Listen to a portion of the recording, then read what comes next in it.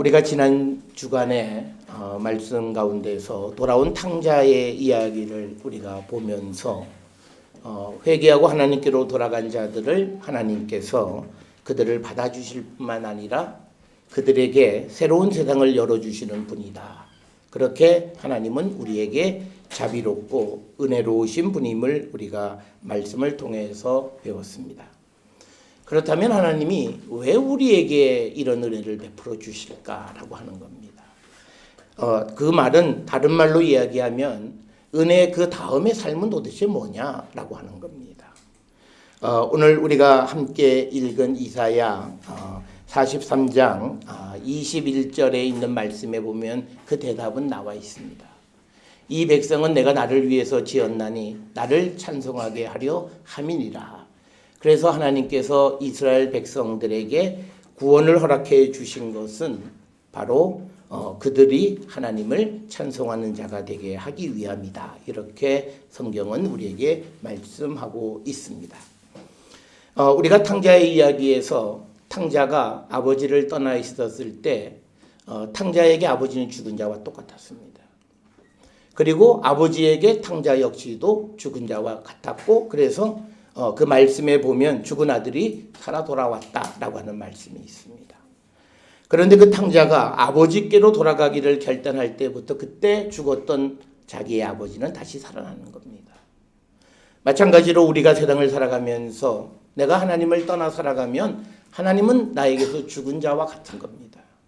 그러나 내가 하나님께로 돌아가면 그 죽었던 하나님은 다시 살아나시고, 그래서 우리의 삶을 주관하시고 인도하시는 분이다라고 하는 것을 우리는 늘 기억을 하셔서, 저는 우리 모든 성도들이 2019년 이 사순절에 특별히 하나님께로 돌아가서 내게 죽었던 하나님이 다시 살아나서 그 하나님의 도우심으로 새로운 세상 속에서 새로운 삶을 살아가는 우리 모든 성도들이 되었으면 합니다. 우리는 늘 은혜를 말합니다. 은혜. 그런데 성경은 은혜 받은 그 다음이 더 중요한 겁니다. 하나님이 우리를 구원해 주셨는데 구원받았다, 그게 끝이 아니라 그 다음부터가 중요합니다. 그래서 오늘 우리가 나눌 말씀 새로운 삶이란 하나님의 구원의 은총을 입은 자들이 구원받은 그 다음의 삶, 은혜 그 다음의 삶의 모습은 뭔가 새로운 변화가 있어야 한다라고 하는 겁니다. 우리는 역사적으로 보면 촛불도 들고 또 정치도 바꾸고 그런 것이 있어서 세상의 변화를 우리는 체험합니다. 그런데 내 자신은 안 변해요. 내 자신은 옛날 그대로예요. 우리가 지금부터 3년 전을 돌아보면 내 삶에 바뀐 게 하나도 없죠. 오히려 더 불평만 늘어났어요. 어렵다, 힘들다, 못 살겠다, 이런 불평, 불만만 늘어났지, 우리가 3년 전에 이 세상을 바꿔야 되겠다고 그런 촛불을 들었던 그 모습에서 내 삶은 얼마나 변화되어졌는가. 그 변화가 없으니까 지금 결과적으로 3년 후에 또 다른 문제점에 점점 우리가 빠져드는 거예요. 우리의 믿음도 똑같아요. 처음 시작할 때는 은혜 받았고 하나님이 살아계셔서 나를 정말 지켜주시는 것 같지만, 그러나 시간이 점점 지나면서 나는 바뀌지 않고 심지어는 하나님을 내게 맞추어 살아가려고 하죠. 그러니까 하나님은 내가 뭘 해도 다 용서하시고, 내가 심지어 나쁜 짓 해도 요것만은 용서하실 뿐이야, 이렇게 생각을 하면서 자기 삶에 변화는 전혀 없다. 그래서 은혜 받았다는 사람은 많은데, 그러니까 은혜 받은 사람들의 모여서 살아가는 이 세상이 좀 나아져야 되는, 나아지는 게 아니라 더 못해지는 것은 바로 우리의 삶에 변화가 없기 때문이다 라고 하는 겁니다. 따라서 오늘 우리는 이 사순절 5번째 주일을 맞이하면서 우리 삶에 어떤 모습의 변화가 있어야 될 것인가를 우리는 한 번쯤 돌아보면서 실질적으로 우리의 삶에서 작은 것 하나라도 우리가 바꾸는 그런 일이 우리에게 있어야만 한다라고 하는 겁니다. 지금 우리 세상에, 우리 사회가 세계에서 보면요, 우리가 이걸 기억하셔야 돼요. 한류로 우리 대한민국을 다 알아요. 대신 그 한류에서 문제를 일으키면 지금 세상에서 가장 창피한 나라예요.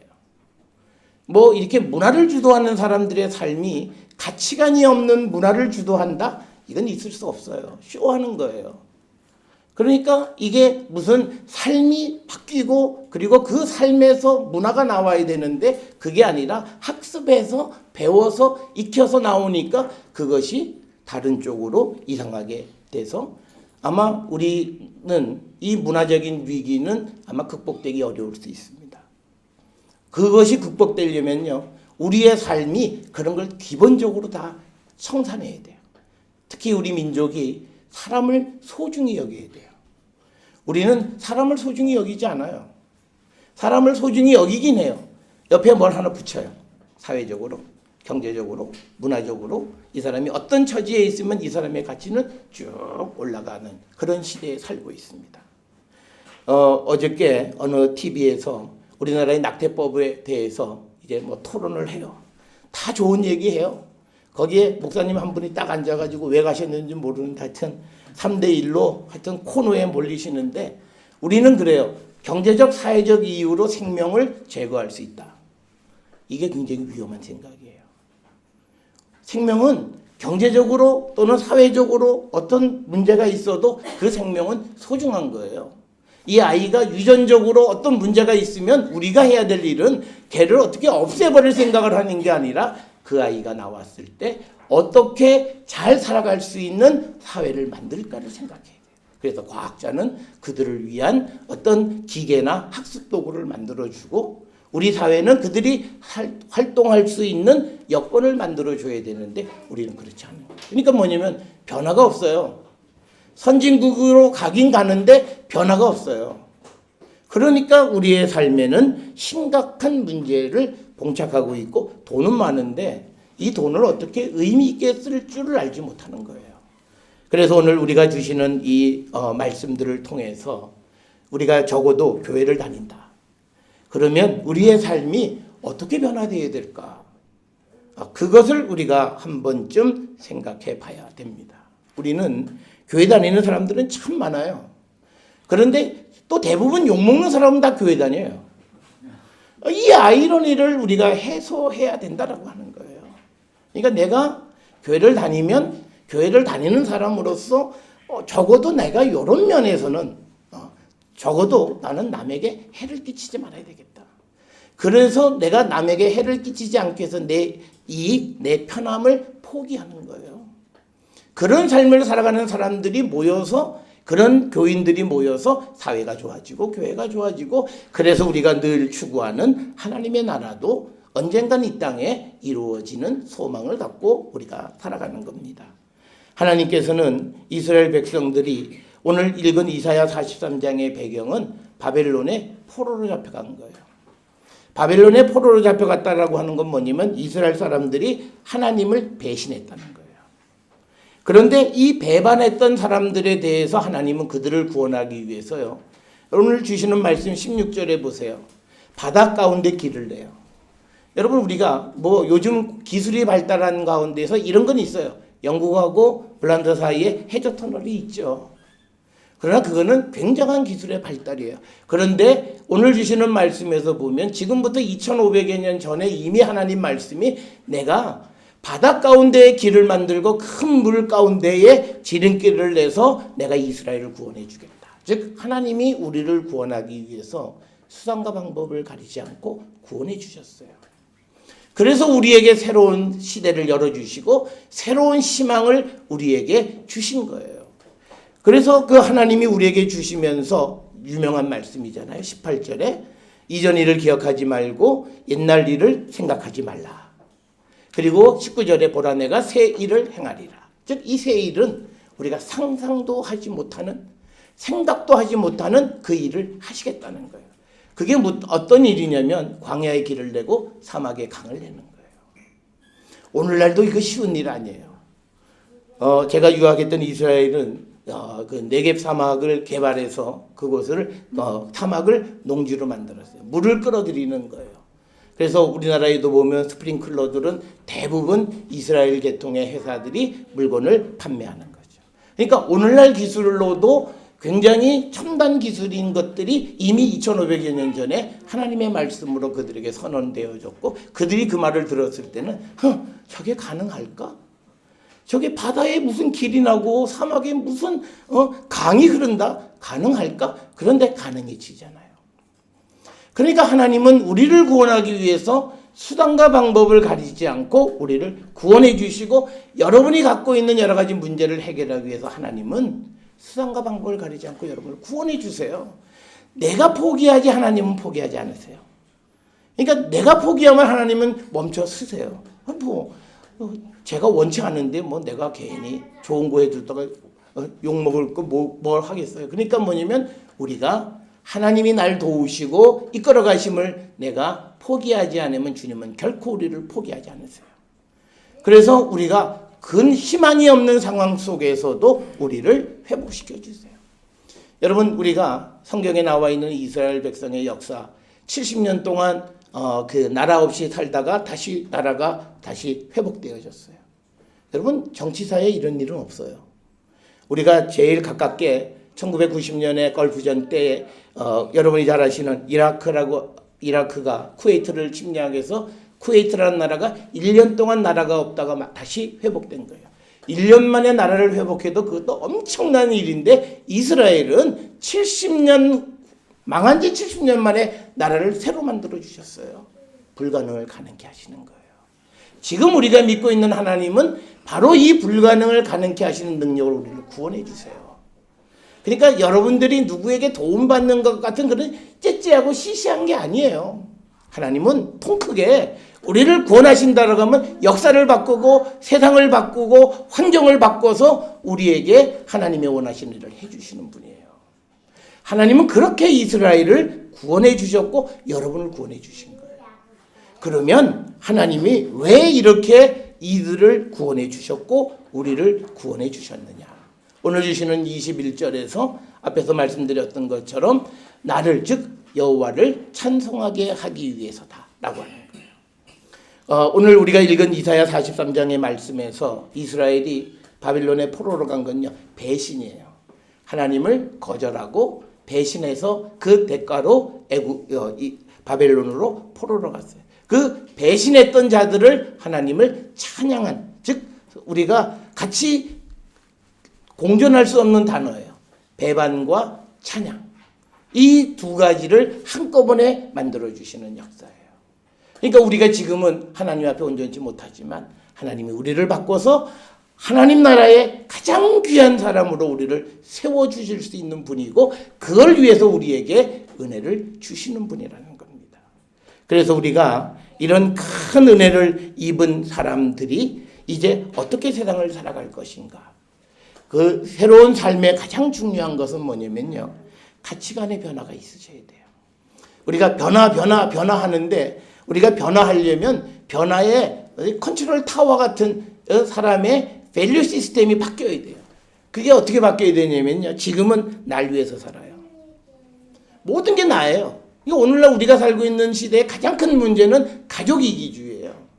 그리고 그것이 개인 이기주의예요. 무조건 나만 괜찮으면 돼요. 괜찮아. 다 죽어도 돼. 그래서 유명한 실질적으로 어떤 요양병원에 불이 나니까 변호사인 딸이 요양병원에 있는 간호사 어머니한테 엄마 불 나면 괜히 사람 구한다고 해서 다치지 마. 무조건 도망가. 법적으로 문제되면 내가 어떻게 엄마 편 들어줄게. 이게 우리가 살고 있는 시대예요. 그러면 그 부모는 뭐예요? 야 우리 딸 잘 뒀다. 아니잖아요. 우리 딸을 호되게 꾸짖어야 되잖아요. 야 너 잘못 배웠구나. 버리고 가라는 거예요. 나만 안 다치고 우리 엄마만 안 다치면 돼. 괜히 누구 구한다고 다치지 말라고. 괜히 그래서 내 마음에 걱정 끼치지 마. 그냥 엄마 빨리 어디 도망가고 그게 문제가 되면 내가 좋은 변호사로 내가 변호해가지고 무죄 받아주면 될 거 아니야. 그게 우리가 살고 있는 시대상이에요. 이게 오늘날 우리 사회에 가장 하이 클래스의 교육을 받아서 가장 잘 나가는 사람들의 삶의 모습이 그 모습이에요. 그런데 그 사람은 또 역시 교회도 다녀요. 그러니까 뭐냐면 예수는 믿기는 하지만 이 가치관은 아무 변화가 없어요. 그냥 예수를 통해서 나만 잘 되면 돼요. 그러니까 예수님은 앵벌이 해주는 거예요. 개인이 원하는데 그 한 사람 부자 만들어서 그 사람 돼지 만드는 걸로 그냥 예수님의 일이 끝나는 것 같은 그런 예수님의 모습은 성경에서 말하는 예수의 모습은 아니다. 그래서 우리는 우리의 가치관이 바뀌어야 되는데 그 변화의 가장 중심이 뭐냐면 예수 중심으로 바뀌라는 건데, 예수를 중심으로 바뀐다는 말의 의미는 다른 사람을 위해서 살라는 거예요. 젊은 사람들이 왜 교회 안 다니냐 그랬더니 교회 다니는 게 인생에 도움이 안 된대요. 뭐 내가 무슨 취직하거나 뭐 할 때 도움이 안 된대요. 그런데 잘 기억하세요. 교회 다니는 거는 내게 도움이 되려고 하는 게 아니라 남을 도우려고 다니는 거예요. 그걸 꼭 기억하세요. 우리가 고린도후서 5장 15절에 바울이 왜 예수님이 우리를 위해서 십자가에 달려 돌아가신 줄 아세요? 우리가 이제는 나를 위해서 살지 않고 다른 사람을 위해서, 그리스도를 위해서 살아가는 자가 되게 하기 위해서 우리를 위해서 희생하신 거예요. 그러니까 우리가 누가 나를 위해서 해주면 그 사람한테 뭘 갖다 주지 마세요. 다른 사람한테 갖다 주라고요. 예수님은 우리를 위해서 십자가에 달려 돌아가시면서 우리 보고 야, 너 나한테 다 뭐 가져와. 그렇게 얘기하지 않으셨어요. 그래? 그러면 너 네 옆에 가장 어려운 사람, 가장 힘든 사람한테 네가 그들을 돕고 살아. 그게 곧 나를 위한 삶이야. 그게 예수님의 가르침이에요. 그래서 우리가 예수 믿으면 이런 삶의 변화가 있어야 돼요. 이 가치관의 변화가 있어야 된다라고 하는 거예요. 그래서 우리가 오늘 읽은 빌립보서 3장 4절부터 14절에서 바울이 얘기하는 게 뭐냐면 나는 세상적으로 보면 자랑거리가 많은 사람이에요. 그런데 내가 그걸 자랑거리로 안 삼는다는 거예요. 오늘날 부모들은요, 자녀를 잘 키우는데 대가가 있어요. 내가 너 자랑 좀 하자. 친구한테 가서 자랑하고 동창회 나가서 자랑하고 또 동네에서도 자랑해서 내가 좀 어깨가 한번 으쓱해지고 싶어서 자녀를 잘 키워요. 이거는 하나님 앞에 죄예요. 그거 아니에요. 내가 너를 잘 키운 이유는 너가 다른 사람을 위해서 열심히 살아가는 삶을 위해서 내가 널 잘 키운 거야.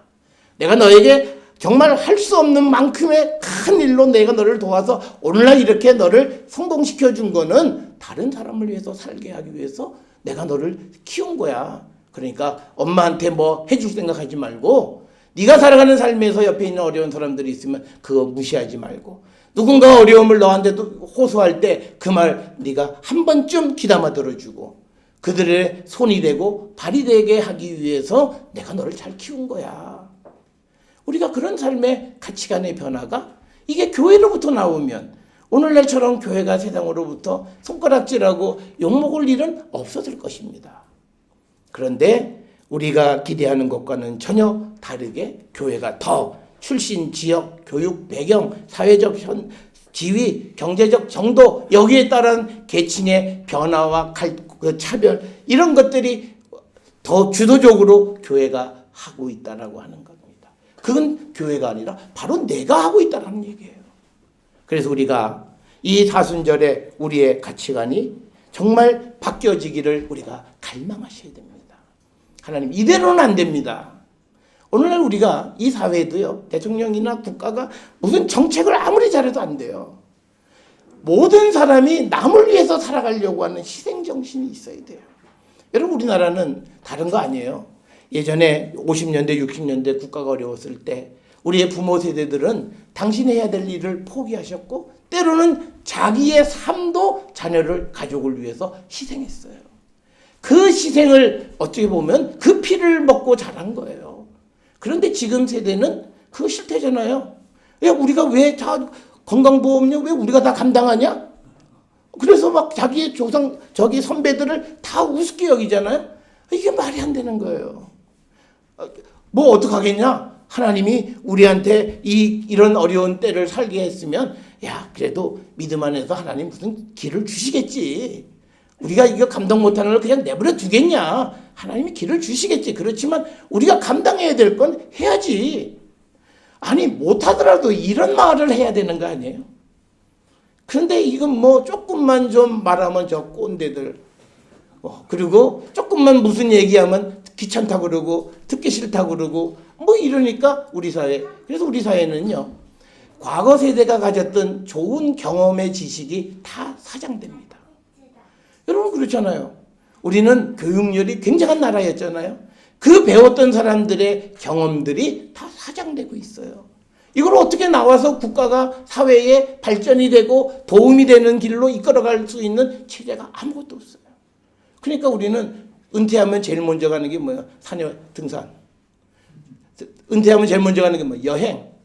은퇴하면 제일 먼저 가는 그냥 노는 거예요. 아, 내가 이만큼 사회로부터 도움을 받았으니까 내가 좀 뭔가 이 내 작은 동네에서 뭔가 도움을 줄 수 있는 일이 없을까? 이런 뭐 찾아보고 뭐 이런 거는 전혀 찾아볼 수가 없어요. 이게 전부 다 뭐냐? 이게 예수를 이용만 했던 사람들이에요. 그래서 우리가 이 가치관의 변화가 그래서 오늘 바울이 얘기하는 거죠. 나도 자랑거리는 수태 많은 사람이야. 그렇지만 내가 예수 그리스도 안에서 예수 그리스도를 보니까 내가 자랑했던 그 모든 것은 자랑거리도 아니야.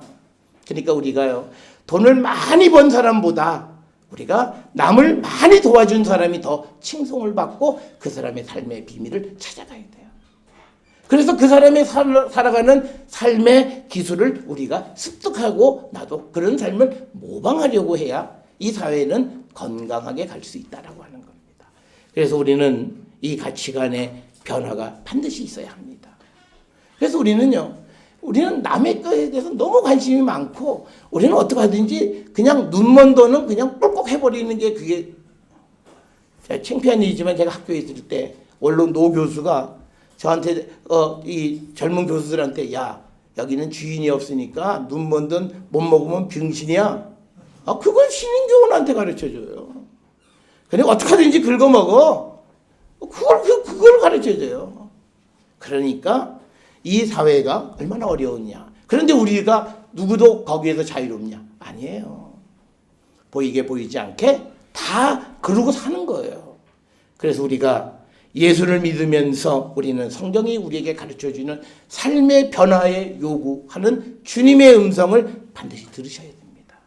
그래서 우리의 삶이 바뀌면 우리의 인생이 정말 행복한 삶을 살아갈 수 있다라고 하는 거예요. 여러분 우리가 기도한다고 해서 뭐 갑자기 뭐 하늘에서 돈이 뚝 떨어져가지고 빚이 다 청산되고 그런 거 아니잖아요. 내 생각이 바뀌고 내 삶의 자세가 바뀌고 그리고 내가 세상을 대하는 태도가 바뀌면서 내게 있었던 고통은 고통이 아닌 거예요. 그리고 고통이 어느 순간 내게 행복이 되는 거예요. 그런 가치관의 변화가 우리에게 반드시 있으셔야 합니다. 그런데 우리가 이런 가치관의 변화가 실질적으로 우리의 삶으로 드러나야 되는 거예요. 그걸 우리에게 보여주는 것이 바로 우리가 오늘 읽은 요한복음 12장 1절에 있는 그 마리아가 예수님에게 향유를 부은 사건입니다.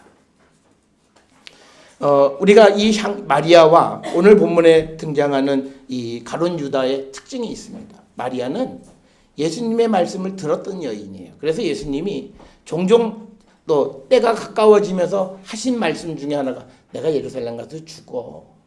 이 얘기를 3번이나 하셨어요. 근데 제자들은 이게 출세에 오게 돼 있으니까 예수님 죽긴 왜 죽어요? 예수님 계셔서 우리가 빨리 올라가서 한 자리 잡아야죠. 그런데 이 마리아는 예수의 말씀을 기억한 거예요. 그러니까 혹시 이때가 그래서 예수님을 위해서 향유를 집에다가 간직해 두고 보관한 겁니다. 그 양이 300데나리온. 이 300데나리온은요. 오늘날 돈으로 환산하면 한 사람의 연봉입니다. 꽤 괜찮은 돈이에요. 우리가 도시 근로자가 그 노동을 해서 우리가 벌어도 연 한 3천만 원 정도 되는 거예요. 그리고 또 뭐 지위가 높은 사람은 그 액수가 훨씬 더 가겠죠. 그러니까 하여튼 자기의 연봉에 대한 그런 정도에 되는 그것을 예수님을 위해서 쓰기 위해서 모아뒀던 향유입니다. 그랬더니 옆에서 도둑놈이 오늘 성경에 재밌어요. 그 마리아를 막 꾸짖어요. 아니 지금 이 돈을 가져다 가난한 사람을 줘야지 네가 어디 이거를 낭비하느냐. 그런데 그 사람은 어떤 사람이냐. 6절에 보면 그자는 가난한 자들을 생각함이 아니요 그는 도둑이라. 왜냐면 이걸 넣어야 자기가 훔쳐갈 돈이 생기잖아요. 그러니까 어떻게 하든지 그 돈을 빼먹으려고 그냥 마리아한테 왜 그거를 썼냐고 그냥 막 뭐라 그래요. 근데 그 말은 들으면 그럴듯해요. 가난한 사람한테 주지. 그런데 가난한 사람한테 주고 싶으면요, 지금까지 계속 줬으면 되잖아요. 지금까지 안 주다가 왜 남이 다른 사람한테 뭘 하려고 할 때, 그래서 우리가 오늘 주시는 말씀에서요, 헌신은요, 남의 말에 휘둘리는 게 아니에요. 우리는요, 내가 뭘 하려다가 다른 사람 말 듣고, 이건 내가 너무 하는 거 아닌가. 그걸 그러니까 헌신을 못 하는 거예요. 헌신은 내가 만난 하나님 앞에 내 마음의 정성을 드리는 거예요. 그건 액수가 크다 적다를 얘기하는 게 아니에요. 내가 하나님께로부터 내 자신의 하나님에게 헌신하는 그 삶을 드리는 거예요.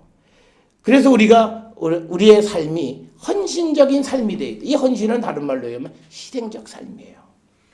그러니까 우리가 예수를 믿고 가치관이 변화돼서 남을 위해서 살아가면 결국은 그 다음은 뭐예요? 그게 희생적 삶을 사는 겁니다. 다른 사람을 위해서 사는 거예요. 손해보는 삶을 사는 거예요. 여러분, 우리가 손해 좀 보셔야 돼요.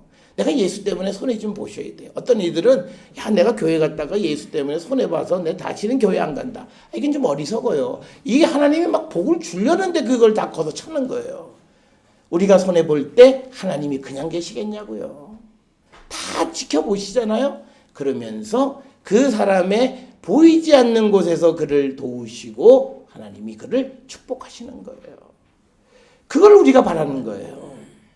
그래서 우리가 아주 이 가치관의 변화 속에서 남을 위한 헌신의 삶을, 그게 그리스도이고 그리고 그것이 이웃이에요. 예수님이 말씀하셨어요. 지극히 작은 자에게 한 것이 나에게 한 것이다. 그러니까 오늘 본문에서 마리아가 예수님의 발에 향유를 붓긴 했지만 우리가 세상을 살아가면서 예수님에게 헌신하는 것은 우리 주변의 어려운 이웃들을 위해서 희생적 삶을 살아가는 겁니다. 그래서 여러분, 우리가 이게 무슨 봉사활동, 대학 가기 위해서 애들이 무슨 포인트 얻기 위해서 하는 그런 것이 아니고요. 정말 사람을 도우려고 하는 그 마음이 있어야 돼요. 그 착한 마음이 이게 어려서부터 배워야 되는 거예요. 어떤 정신과 의사들이 100% 맞는 건 아니지만요. 한국의 믿음 생활하는 사람들의 그 믿음의 양태를 이렇게 조사해 보니까 그 사람이 살아가면서 아버지에게 아버지 상이 그 사람의 믿음의 상이라는 거예요. 아버지가 막 술고래고 허랑방탕하고 믿을 수 없고 밤낮 사기나 치고 애들한테는 잘해라 그러고 자기는 옆에 가서 다른 짓 하면 그 사람의 믿음도 똑같아요. 말은 바른 말하고 행동은 다른 행동하는 거예요. 그게 왜 그러느냐? 아버지에 대한 이미지가 그 사람의 신앙에 영향을 끼친다. 그러니까 우리가 이 부모로서 우리가 세상을 살아가면서 다음 세대의 신앙을 책임지고 있는 거예요. 내가 자녀들에게 진실되지 못하고 그러면 그 아이의 삶은 진실되지 못해요. 우리는 거짓말 배우잖아요. 부모한테 배우잖아요. 전화가 오는데 야 누구냐? 고모요. 없다 그래. 그냥 애가 엄마 옆에 있는데 TV 같이 보고 있는데 전화 오면 엄마 안 계세요. 그거예요. 그리고 또 누가 오면 그래서 할머니요. 왜 할머니면 빨리 바꿔. 그리고 누구냐 그러면 할머니요. 그러면 없다 그래. 엄마 그러니까 아이가 거짓을 배워요. 그런데 부모는 그래요. 나는 한 번도 아이들에게 거짓말하라고 가르쳐준 적이요. 그렇죠. 말로 거짓말하라고 말하는 부모는 없어요. 자기의 행실로 거짓해야 됨을 가르쳐주고 그게 지혜롭게 살. 그런데 또 엄마가 얘기하잖아. 야, 너희 시어머니, 너희 할머니 만나면 엄마 또 그런 얘기 다 해요. 또 고모 만나면 고모가 뭐라고 다 해요. 그러니까 애가 배우는 거 그렇구나. 저거 보기 싫은 사람 만날 때는 저렇게 하는구나. 그리고는 해놓고는 전화하고 바빠요. 안 바쁜데 바빠요. 그러니까 요새는요. 그게 진짜 바쁜지 안 바쁜지 그 낚는 법도 있어요. 처음에 요새 너무 바쁘시죠. 그러면 오히려 저 안 바빠요. 잘 됐구나. 그래 안 바쁘니까 요새 나 좀 도와주세요. 도망갈 수가 없잖아요. 쥐가 안 바쁘다고 그랬으니까. 그러니까 요새는 말도 믿을 수가 없잖아요. 세상에 우리는 모든 전화가 다 녹음이 되잖아요. 이런 나라가 어디 있어요? 이런 나라가 어디 있냐고요. 모든 전화가 녹음이 다 돼버려요. 그러니까 말 조심하셔야 돼요. 누구한테 기분이 좋아서 막 했는데 상대가 어느 날 자기 이 전화기에 녹음한 걸 딱 갖다 들이대요. 너 이렇게 얘기했잖아. 너 한 적 없는데 했다니까. 증거 딱 되면 우리 그러고 살아요. 신뢰가 없잖아요. 그러니까 뭐냐면 하나님에 대한 믿음이 없는 거예요. 믿을 수가 없어요. 왜? 이게 어디서 녹음 테이프가 나오고 뭐 어디서 무슨 뭐 포렌식을 해가지고 옛날에 했던 카톡이 나오면 완전히 다 뒤집어지는 세상이에요. 그래서 여러분, 우리가 살아가는 삶에서 우리는 환경의 지배를 받아요. 영향을 받으면서 우리도 자기도 모르는 사이에 조금씩 부패돼 가요. 난 잘 산다 그래요. 오늘날 우리의 문제는요, 나쁜 짓 하는 사람이 처음부터 잘못했습니다 하는 사람 거의 없어요. 아닙니다부터 하잖아요. 근데 나중에는 다 사실이에요. 그건 뭐예요? 그 사람이 익숙한 거예요. 일단 아니라 해봐. 그리고 넘어가면 다행이고 걸리면 그때 사죄하면 돼. 이거예요. 진실되지 않아요. 그러니까 우리가 살아가는 모든 삶이 그런 모습이야. 근데 그런 사람들의 많은 수가 예수 믿는 사람들이라는 거예요. 그래서 저는 무슨 일이 벌어질 때마다 아이고 저 사람 예수 믿는 얘기 안 나와야 되는데 이게 걱정이에요. 예수를 믿으면 이건 뭐 예수 믿으니까 저 사람은 당당히 뭐 그 말은 진실일 거야. 이걸 믿어줘야 되는데 믿지 못하잖아요. 저거 다 가봐야 알아. 저거 다 아주 조사해봐야 알아. 뭐 이렇게 되어지는 세상. 이게 우리가 살아가는 이 세상 속에서 우리의 가치관의 변화가 일어나지 않고 그냥 우리는 옛사람이에요. 그러면서 하나님한테는 새로운 시대의 은혜를 달라 그래요. 그러니까 하나님이 주신 은혜를 가져다 우리는 그 은혜로 사람에게 복수하잖아요. 하나님이 우리에게 주신 은혜로 내가 너 옛날에 날 괴롭혔지? 너도 한번 당해봐라. 그리고 그 은혜로 다른 사람을 괴롭혀요. 이게 말이 돼요? 은혜 받아가지고 그 은혜로 남을 괴롭힌다니 말이 되냐고요. 용서하고 그래 내가 하나님이 이렇게 은혜 주셨으니까 내가 다 덮어주마 라고 하는 그런 용서. 우리는 용서가 없잖아요. 용서 안 해요. 잘못하라 그러니까 잘못했어 그러면 무릎 꿇어 이 자식아. 우리는 그렇게 하잖아요. 무릎 꿇으면 죽어 그러잖아요. 그러니까 우리는 끝까지 아니라고 그냥 버티는 거예요. 버틸 때까지 버텨보는 거야. 돈으로 버텨보고 뭐 여러 가지로 버텨요. 그래서 뭐 변호사를 크게 사서 버텨보고 그러다 잘 넘어가면 은혜다. 또 그것도 은혜예요. 잘 감추고 또 은혜예요. 그런 삶을 우리가 살면 안 된다. 그래서 오늘 우리가 주시는 이 말씀을 통해서 저는 우리 모든 성도들이 교회 다니고 내가 교회 다녀. 나 이번 주일에 어느 교회 갔다 왔어. 그게 중요한 게 아니라 내 삶에 한 걸음 한 발자국이 바뀌셔야 돼요. 그래서 옛날에 살았던 어저께까지 내가 살았던 삶에서 단 한 걸음이라도 그 걸음을 안 밟아야 돼요. 그런 결단이 우리에게 있을 때 우리는 새로운 시대의 새 삶 속에서 큰 하나님의 은혜 가운데 살아가는 자가 될 수 있다라고 하는 것. 이것을 우리가 늘 기억을 하셔서 저는 우리 모든 성도들의 삶에서 정말 새로운 삶을 사십시오. 하나님은 우리가 상상할 수 없는 은혜를 준비하고 계세요. 그래서 그 은혜로 우리가 정말 바라볼 수 없는 그 놀라운 일들을 이루어 주심을 믿고 나가는 우리 모든 성도들이 될 수 있기를 주의 이름으로 축원합니다.